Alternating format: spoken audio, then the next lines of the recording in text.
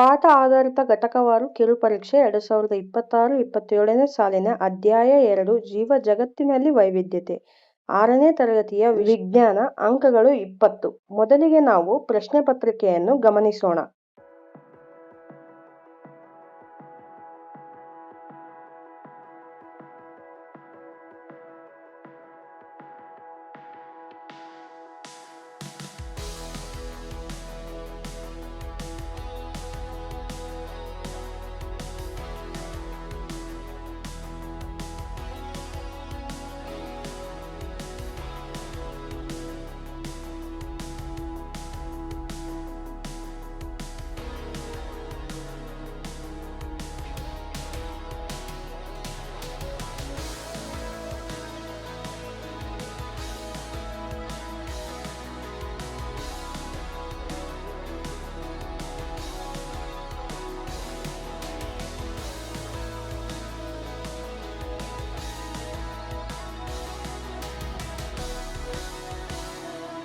ಅಧ್ಯಾಯ 2 ಜೀವ ಜಗತ್ತಿನಲ್ಲಿ ವೈವಿಧ್ಯತೆ ಪ್ರಶ್ನೆ ಪತ್ರಿಕೆಯ ಕೀ ಉತ್ತರಗಳನ್ನು ನೋಡೋಣ.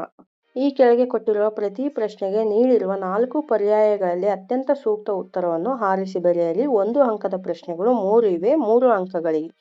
1ನೇ ಪ್ರಶ್ನೆ, ಇವುಗಳಲ್ಲಿ ಗುಂಪಿಗೆ ಸೇರದ್ದು. ಎ ಸಸ್ಯಗಳು, ಬಿ ಕೀಟಗಳು, ಸಿ ಪಕ್ಷಿಗಳು, ಡಿ ಪರ್ವತಗಳು. ಸಸ್ಯಗಳು, ಕೀಟಗಳು, ಪಕ್ಷಿಗಳು ಇವೆಲ್ಲ ಒಂದೇ ಗುಂಪಿಗೆ ಸೇರುತ್ತವೆ. ಪರ್ವತಗಳು ಬೇರೆ ಗುಂಪಿಗೆ ಸೇರಿದ್ದು. ಅದಕ್ಕಾಗಿ ಉತ್ತರ ಡಿ ಪರ್ವತಗಳು. 2ನೇ ಪ್ರಶ್ನೆ, ಸಸ್ಯಗಳ ವೈವಿಧ್ಯತೆಯನ್ನು ಗುರುತಿಸಲು ಸಹಾಯಕವಾಗದ ಲಕ್ಷಣ ಯಾವುದು? ಎ ಎತ್ತರ ಗಿಡ್ಡ, ಬಿ ಅನುಕೂಲ ಅನಾನುಕೂಲ, ಸಿ ಕಾಂಡಗಳ ಆಕಾರ, ಡಿ ಎಲೆಗಳ ರಚನೆ. ಎತ್ತರ ಮತ್ತು ಗಿಡ್ಡ, ಕಾಂಡಗಳ ಆಕಾರ, ಎಲೆಗಳ ರಚನೆ ಇವು ಸಸ್ಯಗಳ ವೈವಿಧ್ಯತೆಯನ್ನು ಗುರುತಿಸಲು ಸಹಾಯಕ ಮಾಡುತ್ತದೆ. ಆದರೆ ಅನುಕೂಲ ಮತ್ತು ಅನಾನುಕೂಲಗಳು ಇದು ಸಹಾಯಕದ ಗುಣದ ಲಕ್ಷಣವಲ್ಲ. ಅದಕ್ಕಾಗಿ ಉತ್ತರ ಬಿ ಅನುಕೂಲ ಅನಾನುಕೂಲ. ಮುಂದಿನ ಪ್ರಶ್ನೆ 3, ಒಂಟೆಯು ಮರುಭೂಮಿ ಪರಿಸರದಲ್ಲಿ ಬದುಕಲು ಸಹಾಯಕವಾಗದ ಅಂಶ. ಎ ಉದ್ದನೆಯ ಕಾಲುಗಳನ್ನು ಹೊಂದಿರುವುದು, ಬಿ ಸ್ವಲ್ಪ ಪ್ರಮಾಣದ ಮೂತ್ರ ಹಾಗೂ ಒಣ ಸಗಣಿಯನ್ನು ವಿಸರ್ಜಿಸುವುದು, ಸಿ ಅಗಲವಾದ ಪಾದಗಳನ್ನು ಹೊಂದಿರುವುದು, ಡಿ ಮೇಲಿನ ಎಲ್ಲವೂ. ಒಂಟೆಯು ಮರುಭೂಮಿಯಲ್ಲಿ ಪರಿಸರದಲ್ಲಿ ಬದುಕಲು ಸಹಾಯಕವಾಗುವ ಅಂಶ ಈ ಮೇಲಿನ ಎಲ್ಲವೂ ಆಗಿದೆ. ಅದಕ್ಕಾಗಿ ಉತ್ತರ ಡಿ ಮೇಲಿನ ಎಲ್ಲವೂ. 1ನೇ ವಿಭಾಗದ ಪ್ರಶ್ನೆಗಳನ್ನು ನೋಡಿದ್ದೇವೆ. ಈಗ 2ನೇ ವಿಭಾಗದ ಪ್ರಶ್ನೆಗಳನ್ನು ನೋಡೋಣ. ಖಾಲಿ ಬಿಟ್ಟಿರುವ ಜಾಗಗಳನ್ನು ಸೂಕ್ತ ಉತ್ತರಗಳಿಂದ ಭರ್ತಿ ಮಾಡಿ. 1 ಅಂಕದ ಪ್ರಶ್ನೆ 3 ಇವೆ, 3 ಅಂಕಗಳಿಗೆ. 4ನೇ ಪ್ರಶ್ನೆ, ಎಲೆಯ ಮೇಲಿನ ನಾಳಗಳ ಜೋಡಿಯನ್ನು ಡ್ಯಾಶ್ ಎಂದು ಕರೆಯುತ್ತಾರೆ, ನಾಳ ವಿನ್ಯಾಸ ಎಂದು ಕರೆಯುತ್ತಾರೆ. 5ನೇ ಪ್ರಶ್ನೆ, ದ್ವಿದಳ ಧಾನ್ಯಗಳ ಸಸ್ಯಗಳು ಡ್ಯಾಶ್ ನಾಳ ವಿನ್ಯಾಸ ಮತ್ತು ಡ್ಯಾಶ್ ಬೇರು ವ್ಯವಸ್ಥೆಯನ್ನು ಹೊಂದಿರುತ್ತದೆ. ಜಲಬಂಧ ನಳ ವಿನ್ಯಾಸ ಮತ್ತು ತಾಯಿ ಬೇರು ವ್ಯವಸ್ಥೆಯನ್ನು ಹೊಂದಿರುತ್ತದೆ. 6ನೇ ಪ್ರಶ್ನೆ, ಏಕದಳ ಧಾನ್ಯಗಳ ಸಸ್ಯಗಳು ಡ್ಯಾಶ್ ನಳ ವಿನ್ಯಾಸ ಮತ್ತು ಡ್ಯಾಶ್ ಬೇರು ವ್ಯವಸ್ಥೆಯನ್ನು ಹೊಂದಿರುತ್ತದೆ. ಇಲ್ಲಿ ಏಕದಳ ಧಾನ್ಯಗಳಲ್ಲಿ ಸಮಾಂತರ ಮತ್ತು ತಂತು ಬೇರು ವ್ಯವಸ್ಥೆಯನ್ನು ಹೊಂದಿರುತ್ತದೆ. ಈಗ 2ನೇ ವಿಭಾಗದ ಪ್ರಶ್ನೆಗಳನ್ನು ನೋಡಿದ್ದೇವೆ. ಈಗ 3ನೇ ವಿಭಾಗದ ಪ್ರಶ್ನೆಗಳನ್ನು ನೋಡೋಣ. 2 ಅಂಕದ ಪ್ರಶ್ನೆಗಳು 4 ಇವೆ, 8 ಅಂಕಗಳಿಗೆ. 7ನೇ ಪ್ರಶ್ನೆ, ಸಸ್ಯಗಳಲ್ಲಿ ಗಮನಿಸಿರುವ ಯಾವುದಾದರೂ 2 ವೈವಿಧ್ಯಮಯ ಗುಣಗಳನ್ನು ತಿಳಿಸಿ. ಉತ್ತರ ಎತ್ತರ ಮತ್ತು ಗಿಡ್ಡ, ಗಡಸು ಮತ್ತು ಮೃದು ಕಾಂಡವಾಗಿರುತ್ತದೆ. ಕಾಂಡ ಹಾಗೂ ರೆಂಬೆಗಳ ಮೇಲೆ ವಿವಿಧ ಆಕಾರಗಳ ಎಲೆಗಳ ಜೋಡಣೆ ಆಗಿರುತ್ತದೆ. ಮುಂದಿನ ಪ್ರಶ್ನೆ 8ನೇದು, ನಾವು ಸಸ್ಯ ಮತ್ತು ಪ್ರಾಣಿಗಳನ್ನು ಏಕೆ ಗುಂಪುಗೊಳಿಸಬೇಕು? ಕಾರಣ ಕೊಡಿ. ಉತ್ತರ ಜೀವಿಗಳನ್ನು ಗುಂಪುಗೂಡಿಸುವುದರಿಂದ ಅವುಗಳ ವೈವಿಧ್ಯತೆ ಮತ್ತು ಸಾಮರ್ಥ್ಯಗಳ ಅಧ್ಯಯನವನ್ನು ಸುಲಭವಾಗಿ ಮಾಡಬಹುದು. ಮುಂದಿನ ಪ್ರಶ್ನೆ 9, ಮರದ ಲಕ್ಷಣಗಳನ್ನು ಪಟ್ಟಿ ಮಾಡಿ. ಉತ್ತರ ಮರಗಳು ಕಠಿಣವಾದ ದಪ್ಪವಾದ ಕಂದು ಬಣ್ಣದ ಕಾಂಡವನ್ನು ಹೊಂದಿರುತ್ತದೆ ಮತ್ತು ರೆಂಬೆಗಳು ವಿಶಿಷ್ಟವಾದ ಕಾಂಡದ ಮೇಲಿನ ಭಾಗದಲ್ಲಿ ನೆಲದಿಂದ ಎತ್ತರದಲ್ಲಿ ಪ್ರಾರಂಭವಾಗುತ್ತದೆ. 10ನೇ ಪ್ರಶ್ನೆ, ಜಲಬಂಧ ನಳವಿನ್ಯಾಸ ಹಾಗೂ ಸಮಾಂತರ ನಳವಿನ್ಯಾಸದ ಚಿತ್ರವನ್ನು ಬಿಡಿಸಿ ಎಂದು ಪ್ರಶ್ನೆ ಕೇಳಿರುತ್ತಾರೆ.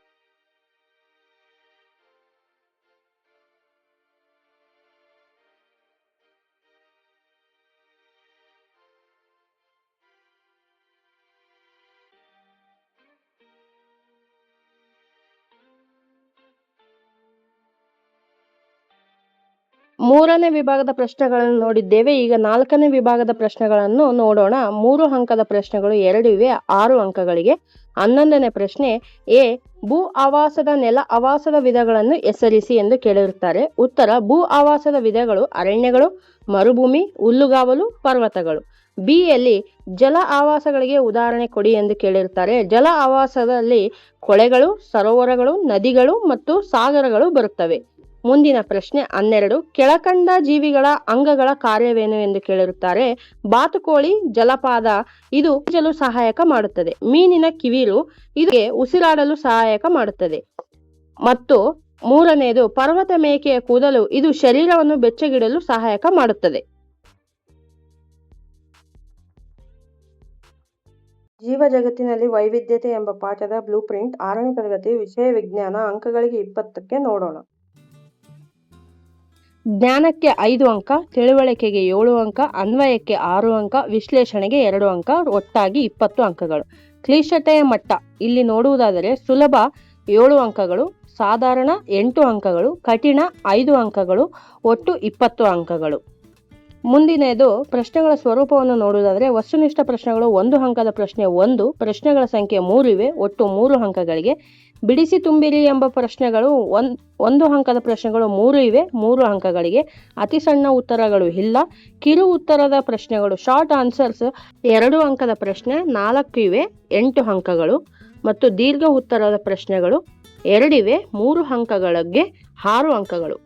ಇನ್ನಷ್ಟು ವಿಡಿಯೋಗಳಿಗಾಗಿ ನಮ್ಮ ಚಾನೆಲ್ಗೆ ಲೈಕ್ ಮಾಡಿ, ಶೇರ್ ಮಾಡಿ, ಸಬ್ಸ್ಕ್ರೈಬ್ ಮಾಡೋದನ್ನು ಮರೆಯಬೇಡಿ.